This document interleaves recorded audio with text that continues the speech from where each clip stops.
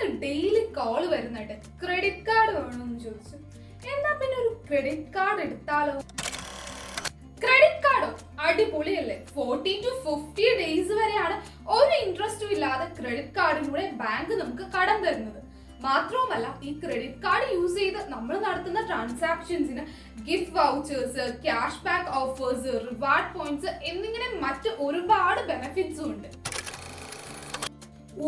40 to 50 days free interest loan. ഈ 50 ഡേയ്സിലെ ഒരു ദിവസം കൂടിക്കഴിഞ്ഞാലേ ആനുവലി 40 to 50% റേറ്റിലായിരിക്കും ഇൻട്രസ്റ്റ് ചാർജസ് വരുന്നത്. അതുകൂടാതെ late fees, annual charges, cash withdrawal charges എന്നിങ്ങനെ ചാർജസ് വേറെയും ഉണ്ട് പലതും. സൂക്ഷിച്ചുപയോഗിച്ചില്ലെങ്കിൽ വലിയൊരു കടക്കെണിയിലായിരിക്കും ഈ ക്രെഡിറ്റ് കാർഡ് നിന്നെ കൊണ്ടെത്തിക്കുന്നത്. ക്രെഡിറ്റ് കാർഡിനെ പറ്റിയുള്ള ഈ രണ്ട് കമന്റ്സും നിങ്ങളും കേട്ടിട്ടുണ്ടാവും അല്ലെ? നിങ്ങൾ ഓൾറെഡി ക്രെഡിറ്റ് കാർഡ് യൂസ് ചെയ്യുന്ന ഒരാളാണോ?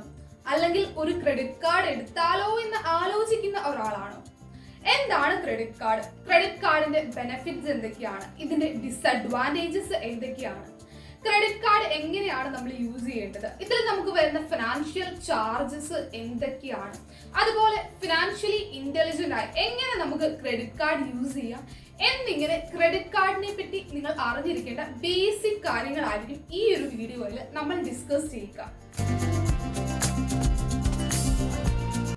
ഫസ്റ്റ് ഓഫ് ഓൾ, എന്താണ് ഈ ക്രെഡിറ്റ് കാർഡ്? നമ്മുടെ ഡെബിറ്റ് കാർഡും ക്രെഡിറ്റ് കാർഡും തമ്മിലുള്ള വ്യത്യാസം എന്താണ്? ഡെബിറ്റ് കാർഡ് യൂസ് ചെയ്യുമ്പോൾ നമ്മുടെ അക്കൗണ്ടിലുള്ള നമ്മുടെ സ്വന്തം പണമാണ് നമ്മൾ യൂസ് ചെയ്യുന്നത്. ഇനി ക്രെഡിറ്റ് കാർഡ് യൂസ് ചെയ്യുമ്പോഴോ? ക്രെഡിറ്റ് കാർഡ് യൂസ് ചെയ്യുമ്പോൾ നമ്മൾ യൂസ് ചെയ്യുന്നത് നമ്മുടെ സ്വന്തം പണമല്ല, മറിച്ച് ബാങ്ക് നമുക്ക് ക്രെഡിറ്റ് ആയിട്ട്, കടമായിട്ട് തരുന്ന പണമാണ്. ഈ ഒരു പണത്തിന് നമുക്കൊരു ലിമിറ്റ് ഉണ്ട്. ബാങ്ക് നമുക്കൊരു ക്രെഡിറ്റ് കാർഡ് തരുമ്പോൾ ആ ഒരു ക്രെഡിറ്റ് കാർഡ് യൂസ് ചെയ്ത് നമുക്ക് എത്ര എമൗണ്ട് സ്പെൻഡ് ചെയ്യാം എന്നതിന് ബാങ്ക് ഒരു ലിമിറ്റ് വെച്ചിട്ടുണ്ടാകും. അതാണ് ക്രെഡിറ്റ് ലിമിറ്റ് എന്ന് പറയുന്നത്.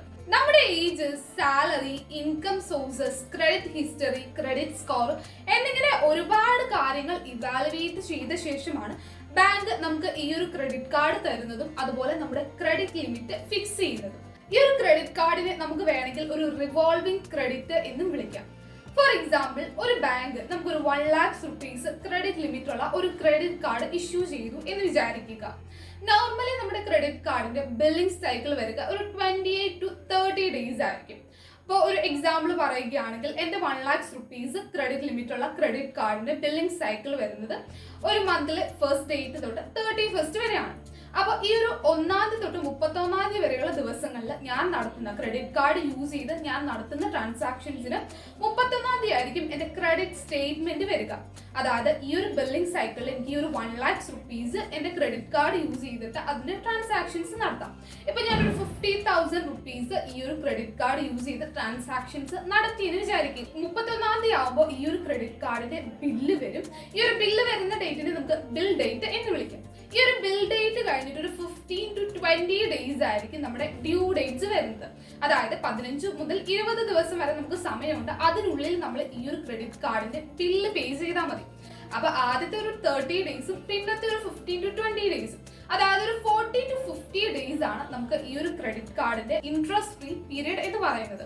ഈ ഒരു ഡ്യൂ ഡേറ്റ് കഴിഞ്ഞാൽ, അതായത് ബിൽ ഡേറ്റിലെ ബില്ല് വന്ന ഒരു 15 മുതൽ 20 ദിവസം കഴിഞ്ഞാൽ, അത് ഓരോ ബാങ്ക് ടു ബാങ്ക് ഡിഫറെന്റ് ആയിരിക്കും. നിങ്ങളുടെ ക്രെഡിറ്റ് ബില്ലിലെ ഡ്യൂ ഡേറ്റ് ഏതാണെന്ന് നോക്കുക. ആ ഒരു ഡേറ്റിന് മുമ്പാണ് നിങ്ങൾ ഈ ക്രെഡിറ്റ് കാർഡിന്റെ ബില്ല് പേ ചെയ്യേണ്ടത്. ഇനി ഈ ഒരു ഡ്യൂ ഡേറ്റിൽ ഒരു ദിവസമെങ്കിലും നിങ്ങൾ വൈകി കഴിഞ്ഞാൽ നിങ്ങൾക്ക് അവിടെ ലേറ്റ് ഫീ ചാർജ് ചെയ്യപ്പെടും. അതുകൂടാതെ ഈ ഒരു എമൗണ്ടിന് നിങ്ങൾക്ക് ഇൻട്രസ്റ്റ് ഉണ്ടാകും. അതായത് ക്രെഡിറ്റ് കാർഡിൽ നിങ്ങൾ എത്ര എമൗണ്ട് ആണ് യൂസ് ചെയ്തിട്ടുള്ളത് ആ ഒരു എമൗണ്ടിന് നിങ്ങൾ ഇൻട്രസ്റ്റ് കൊടുക്കേണ്ടതായിട്ട് വരും. ഈ ക്രെഡിറ്റ് കാർഡിന്റെ ഇൻട്രസ്റ്റ് എന്ന് പറയുന്നത് വളരെ ഹൈ ആണ്. ആനുവലി 40 to 50% ആയിരിക്കും ക്രെഡിറ്റ് കാർഡിലൂടെ നമ്മൾ യൂസ് ചെയ്യുന്ന എമൗണ്ടിന്റെ ഇൻട്രസ്റ്റ് റേറ്റ് വരുന്നത്. ഹോം ലോണിന്റെ ഇൻട്രസ്റ്റ് എന്നൊക്കെ പറയുന്നത് 7 to 8% ആണ്. ഒരു പേഴ്സണൽ ലോണിന്റെ ആണെങ്കിൽ 80% ഒക്കെ ആയിരിക്കും മാക്സിമം വരുന്നത്. ഇനി ഇത് കൂടാതെ നമ്മൾ ശ്രദ്ധിക്കേണ്ട ഒരു കാര്യമാണ്, നമ്മുടെ ഈ ഒരു ക്രെഡിറ്റ് കാർഡിന്റെ ബില്ല് വരുമ്പോൾ അതിൽ 2 എമൗണ്ട്സ് നമുക്ക് കാണാനായിട്ട് സാധിക്കും. ടോട്ടൽ ഡ്യൂ എമൗണ്ട് ഉണ്ടാകും, അതുപോലെ മിനിമം ഡ്യൂ എമൗണ്ട് ഉണ്ടാകും. ഇതിൽ ഈ ഒരു ടോട്ടൽ ഡ്യൂ എമൗണ്ട് എന്ന് പറയുന്നതാണ് നിങ്ങൾ തിരിച്ചടയ്ക്കാൻ ലയബിലിറ്റി ഉള്ള നിങ്ങളുടെ ടോട്ടൽ ബിൽ എമൗണ്ട് എന്ന് പറയുന്നത്. ഇനി മിനിമം ഡ്യൂ എമൗണ്ട് എന്ന് പറയുന്നത് നിങ്ങളുടെ ടോട്ടൽ ഡ്യൂ എമൗണ്ടിന്റെ ഒരു ഏകദേശം ഒരു 5% ആയിരിക്കും.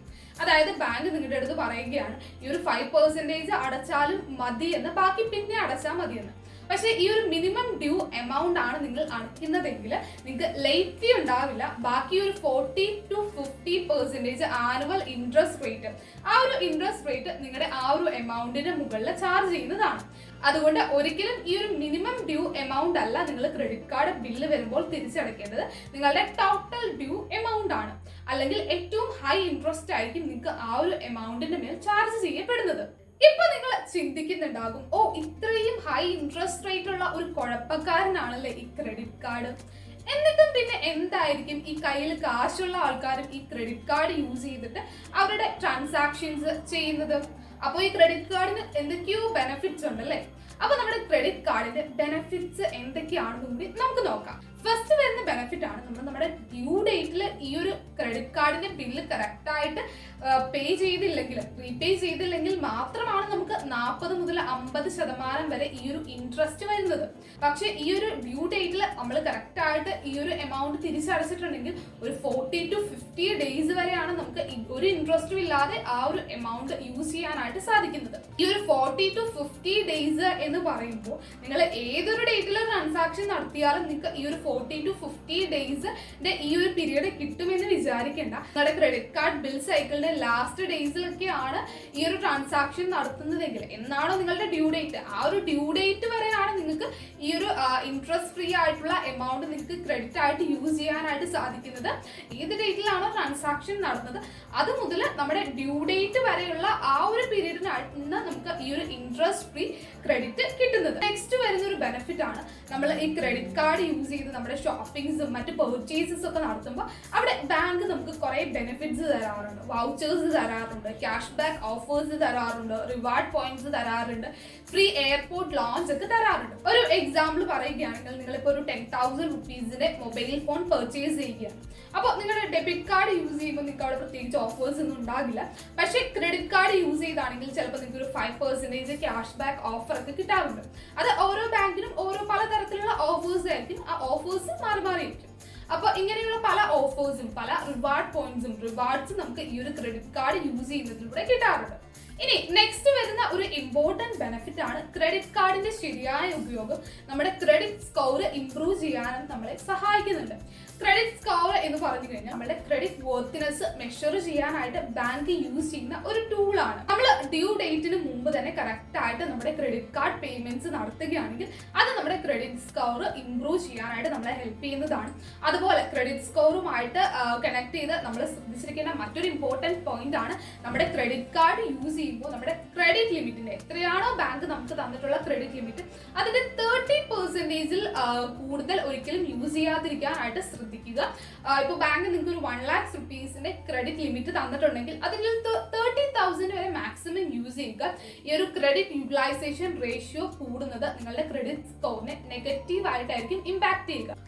അപ്പോൾ ഫിനാൻഷ്യലി ഇന്റലിജന്റ് ആയി യൂസ് ചെയ്ത് കഴിഞ്ഞാൽ നമുക്ക് ഒരുപാട് ബെനിഫിറ്റ് തരുന്ന ഒന്നാണ് ഈ ഒരു ക്രെഡിറ്റ് കാർഡ് എന്ന് പറയുന്നത്. പക്ഷേ സൂക്ഷിച്ചുപയോഗിച്ചില്ലെങ്കിൽ നമ്മളെ വലിയൊരു കടക്കെണിയിൽ കൊണ്ടു ചാടിക്കാനും ഈ ക്രെഡിറ്റ് കാർഡിന് കഴിയുമെന്നതാണ് വേറൊരു സത്യം. ഇനി ഈ ഒരു ക്രെഡിറ്റ് കാർഡുമായിട്ട് കണക്ട് ചെയ്ത് നമുക്ക് ഒരുപാട് ചാർജസ് വരാറുണ്ട്. ഇതിൽ മെയിൻ ആയിട്ട് വരുന്നതാണ് നമ്മുടെ ക്രെഡിറ്റ് കാർഡ് ബില്ല് നമ്മൾ ഡ്യൂ ഡേറ്റിന് മുമ്പ് അടച്ചില്ലെങ്കിൽ നമുക്ക് വരുന്ന ലേറ്റ് ചാർജസും ലേറ്റ് ഫീസും അതുപോലെ നമ്മുടെ മറ്റ് ഇൻട്രസ്റ്റ് ചാർജസും. ഇനി ഇത് കൂടാതെ മറ്റു പല ചാർജസും ഈ ഒരു ക്രെഡിറ്റ് കാർഡിനുണ്ട്. അതിൽ മെയിൻ ആയിട്ട് വരുന്നതാണ് ക്യാഷ് വിത്ഡ്രോവൽ ചാർജസ്.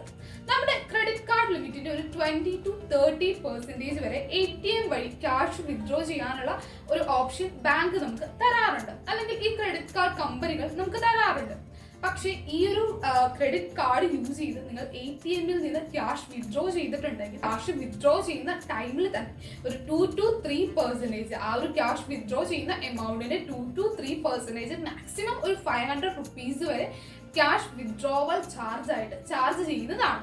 അത് മാത്രമല്ല, നിങ്ങൾ ആ ഒരു ക്യാഷ് വിത്ഡ്രോ ചെയ്യുന്ന ആ ഒരു ഡേറ്റ് മുതൽ, ഡ്യൂ ഡേറ്റ് മുതലല്ല, നിങ്ങളുടെ ആ ഒരു ക്യാഷ് വിത്ഡ്രോ ചെയ്യുന്ന ഡേറ്റ് മുതൽ എന്നാണോ നിങ്ങൾ ആ ഒരു എമൗണ്ട്, ആ ഒരു ക്രെഡിറ്റ് കാർഡിന്റെ ബില്ല് തിരിച്ചടയ്ക്കുന്നത്, ആ ഒരു ഡേറ്റ് വരെ 40-50% റേറ്റിൽ, ആനുവൽ റേറ്റിൽ നിങ്ങളുടെ ആ ഒരു ക്യാഷ് എത്രയാണോ വിത്ഡ്രോ ചെയ്യുന്നത് ആ ഒരു എമൗണ്ടിന് ഇൻട്രസ്റ്റും ചാർജ് ചെയ്യുന്നതാണ്. അതുകൊണ്ട് ഒരിക്കലും ക്രെഡിറ്റ് കാർഡ് യൂസ് ചെയ്തിട്ട് ATM നിന്നും ക്യാഷ് വിത്ഡ്രോ ചെയ്യാതിരിക്കാനായിട്ട് ശ്രദ്ധിക്കുക. അത്രയ്ക്ക് വലിയൊരു എമർജൻസി സിറ്റുവേഷൻ ആണെങ്കിൽ മാത്രം നിങ്ങൾ ക്രെഡിറ്റ് കാർഡ് യൂസ് ചെയ്ത് ക്യാഷ് വിത്ഡ്രോ ചെയ്യുക. അല്ലാത്ത പക്ഷം ഈ ഒരു ക്രെഡിറ്റ് കാർഡ് ATM വിത്ഡ്രോവലിനായിട്ട് യൂസ് ചെയ്യാതിരിക്കുക. കാരണം അതിൽ നമുക്ക് വരുന്ന ചാർജസ് വളരെ ഹെവിയാണ്. ഇനി ഇത് കൂടാതെ നമ്മൾ ക്രെഡിറ്റ് കാർഡ് എടുക്കുന്ന ടൈമിൽ നമുക്ക് ജോയിനിങ് ഫീസും അതുപോലെ ക്രെഡിറ്റ് കാർഡിന് നമുക്ക് ഓരോ വർഷവും ആനുവൽ സബ്സ്ക്രിപ്ഷൻ ഫീസും വരാറുണ്ട്. വരുന്നൊരു ചാർജ് ആണ് ക്യാഷ് പ്രോസസിംഗ് ഫീ. അതായത് നിങ്ങളുടെ ക്രെഡിറ്റ് കാർഡ് ബില്ലിന്റെ എമൗണ്ട് നിങ്ങൾ ക്യാഷ് ആയിട്ടാണ് പേ ചെയ്യുന്നതെങ്കിൽ അവിടെ നിങ്ങൾക്ക് ഒരു ക്യാഷ് പ്രോസസിംഗ് ഫീ വരുന്നതാണ്. ഇനി നിങ്ങൾക്ക് കിട്ടിയ റിവാർഡ് പോയിന്റ്സ് റെഡീം ചെയ്യുന്ന ടൈമിൽ അവിടെ ഒരു റെഡീം ചാർജസ് നിങ്ങൾക്ക് ചാർജ് ആവുന്നതാണ്. നിങ്ങൾക്ക് തന്നിരിക്കുന്ന ക്രെഡിറ്റ് ലിമിറ്റിലും കൂടുതൽ എമൗണ്ട് നിങ്ങൾ ക്രെഡിറ്റ് കാർഡ് യൂസ് ചെയ്തിട്ടുണ്ടെങ്കിൽ അതിൽ നിങ്ങൾക്കൊരു ക്രെഡിറ്റ് കാർഡ് ലിമിറ്റ് ഫീസും ചാർജ് ചെയ്യപ്പെടുന്നതാണ്. ഇനി നെക്സ്റ്റ് വരുന്ന ക്രെഡിറ്റ് കാർഡിന് ഏറ്റവും വലിയ ബാഡ് എഫക്റ്റ് എന്ന് പറയുന്നത് നമ്മുടെ സ്പെൻഡിങ് ഹാബിറ്റ് ഇൻക്രീസ് ആക്കാനായിട്ട് ഈ ഒരു ക്രെഡിറ്റ് കാർഡ് ചിലപ്പോഴൊക്കെ കാരണമാകുന്നു എന്നതാണ്. ഇപ്പോൾ ഡെബിറ്റ് കാർഡ് യൂസ് ചെയ്ത് നമ്മുടെ ബാങ്ക് അക്കൗണ്ടിലെ എമൗണ്ട് നമ്മൾ സ്പെൻഡ് ചെയ്യുമ്പോൾ നമുക്ക് അതിലൊരു കൺട്രോൾ ഉണ്ടാകും. പക്ഷേ ക്രെഡിറ്റ് കാർഡിൽ നമുക്ക് ക്രെഡിറ്റ് ആയിട്ട് കിട്ടുന്ന എമൗണ്ട് ആയതുകൊണ്ട് തന്നെ പലപ്പോഴും നമ്മുടെ സ്പെൻഡിങ് ഹാബിറ്റ് ഇൻക്രീസ് ചെയ്യാനായിട്ട് അത് കാരണമാകാറുണ്ട്. അതുകൊണ്ട് ഒരിക്കലും ആവശ്യമില്ലാത്ത ഷോപ്പിംഗ്സിനും കാര്യങ്ങൾക്കൊക്കെ ആയിട്ട് ഈ ക്രെഡിറ്റ് കാർഡ് യൂസ് ചെയ്യാതിരിക്കുക.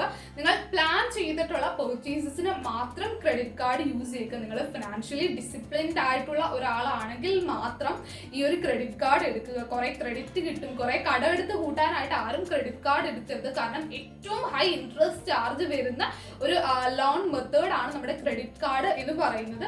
അപ്പോൾ നിങ്ങൾക്കൊരു ലോൺ എടുക്കാനാണ്, കടം എടുക്കാനാണെങ്കിൽ വേറെ ഇഷ്ടം പോലെ ലോൺ ഓപ്ഷൻസ് ഉണ്ട്. അപ്പോൾ അതിനുവേണ്ടി ഒരിക്കലും ക്രെഡിറ്റ് കാർഡ് ചൂസ് ചെയ്തിട്ട് നിങ്ങളൊരു ഫിനാൻഷ്യലി ഡിസിപ്ലിൻഡ് ആയിട്ടുള്ള പേഴ്സൺ ആണ്. നിങ്ങളുടെ ഈ ഒരു ക്രെഡിറ്റ് കാർഡിന്റെ ബിൽ എമൗണ്ട് കറക്റ്റ് ഡ്യൂ ഡേറ്റിന് മുമ്പ് നിങ്ങൾക്ക് അടയ്ക്കാൻ പറ്റും എന്ന് ഉറപ്പുണ്ടെങ്കിൽ മാത്രം ക്രെഡിറ്റ് കാർഡ് എടുക്കുക. അല്ലെങ്കിൽ അത് വലിയൊരു ക്രെഡിറ്റ് ട്രാപ്പിലായിരിക്കും നിങ്ങളെ കൊണ്ടെത്തിക്കുക. ഫിനാൻഷ്യലി ഇന്റലിജന്റ് ആയി ശരിയായ രീതിയിൽ ഉപയോഗിച്ചു കഴിഞ്ഞാൽ നമുക്ക് ഒരുപാട് ബെനിഫിറ്റ്സും റിവാർഡ് പോയിന്റ്സും ക്യാഷ് ബാക്കും വൗച്ചേഴ്സും ഗിഫ്റ്റ് വൗച്ചേഴ്സും ഒക്കെ തരുന്ന ഒരു അടിപൊളി യൂസ്ഫുൾ ആയിട്ടുള്ള ഒന്ന് തന്നെയാണ് നമ്മുടെ ക്രെഡിറ്റ് കാർഡ് എന്ന് പറയുന്നത്. പക്ഷേ നിങ്ങൾ ഫിനാൻഷ്യലി ഡിസിപ്ലിൻഡ് അല്ലാതെ ആവശ്യമില്ലാതെ കറക്റ്റ് ആയിട്ടല്ല ഉപയോഗിക്കുന്നത് എങ്കിൽ, ആവശ്യമില്ലാത്ത പെർച്ചേസിനും കാര്യങ്ങൾക്കും ഒക്കെയാണ് ഇത് യൂസ് ചെയ്യുന്നത്, കറക്റ്റ് ടൈമിൽ ബില്ല് അടയ്ക്കുന്നില്ല എങ്കിൽ, സൂക്ഷിച്ച് ഉപയോഗിച്ചില്ലെങ്കിൽ നിങ്ങളെ വലിയൊരു കടക്കെണിയിലേക്ക് കൊണ്ടെത്തിക്കാൻ കഴിയുന്ന ഒന്നാണ് ഈ ക്രെഡിറ്റ് കാർഡ് എന്ന് പറയുന്നത്. ഏറ്റവും ഹൈ ഇൻട്രസ്റ്റ് ചാർജസ് ആണ് നമ്മുടെ ക്രെഡിറ്റ് കാർഡ് ബിൽസിന് വരുന്നത്. അതുകൊണ്ട് സൂക്ഷിച്ച് മാത്രം ഉപയോഗിക്കേണ്ട ഒന്നാണ് ക്രെഡിറ്റ് കാർഡ്. നിങ്ങൾ ഫിനാൻഷ്യലി ഡിസിപ്ലിൻഡ് ആയിട്ടുള്ള ഒരാളാണ് എന്ന് ഉറപ്പുണ്ടെങ്കിൽ മാത്രം ക്രെഡിറ്റ് കാർഡ് എടുക്കുക. ക്രെഡിറ്റ് കാർഡ് എടുത്തു കഴിഞ്ഞാൽ അതിന്റെ ബിൽസ് കറക്റ്റ് ഡ്യൂ ഡേറ്റിന് മുമ്പ് തിരിച്ചടയ്ക്കുക. നമ്മുടെ ക്രെഡിറ്റ് സ്കോർ ഇംപ്രൂവ് ചെയ്യുന്നതിനും വളരെ യൂസ്ഫുൾ ആയിട്ടുള്ള ഒരു ടൂൾ ആണ് നമ്മുടെ ക്രെഡിറ്റ് കാർഡ് എന്ന് പറയുന്നത്. ക്രെഡിറ്റ് കാർഡ് നിങ്ങൾ തെറ്റായ രീതിയിൽ ഉപയോഗിച്ചു കഴിഞ്ഞാൽ ഫ്യൂച്ചറിൽ നമുക്കൊരു ലോൺ കിട്ടാതിരിക്കുന്നതിന് വരെ അത് കാരണമാകും. ക്രെഡിറ്റ് കാർഡിന്റെ ബില്ല് നിങ്ങൾ കറക്റ്റ് ടൈമിൽ പേ ചെയ്തിട്ടില്ല എങ്കിൽ നിങ്ങളുടെ ക്രെഡിറ്റ് സ്കോർ താന്നു പോകുന്നതാണ്. അപ്പോൾ ഫ്യൂച്ചറിൽ നിങ്ങൾ വേറൊരു ലോൺ എടുക്കാൻ പോയാൽ ആ ലോൺ നിങ്ങൾക്ക് കിട്ടില്ല. അതുപോലെ കിട്ടുവാണെങ്കിൽ തന്നെ അതൊരു ഹൈ ഇൻട്രസ്റ്റ് റേറ്റിലായിരിക്കും നിങ്ങൾക്ക് കിട്ടുക. അതുപോലെ തന്നെ നമ്മൾ ക്രെഡിറ്റ് കാർഡിന്റെ ലിമിറ്റിന്റെ 30% മാത്രം യൂസ് ചെയ്യാനായിട്ട് ശ്രദ്ധിക്കുക. അത് നിങ്ങളുടെ ക്രെഡിറ്റ് യൂട്ടിലൈസേഷൻ റേഷ്യോ കുറയ്ക്കുകയും നിങ്ങളുടെ ക്രെഡിറ്റ് സ്കോർ കൂട്ടുകയും ചെയ്യുന്നതാണ്.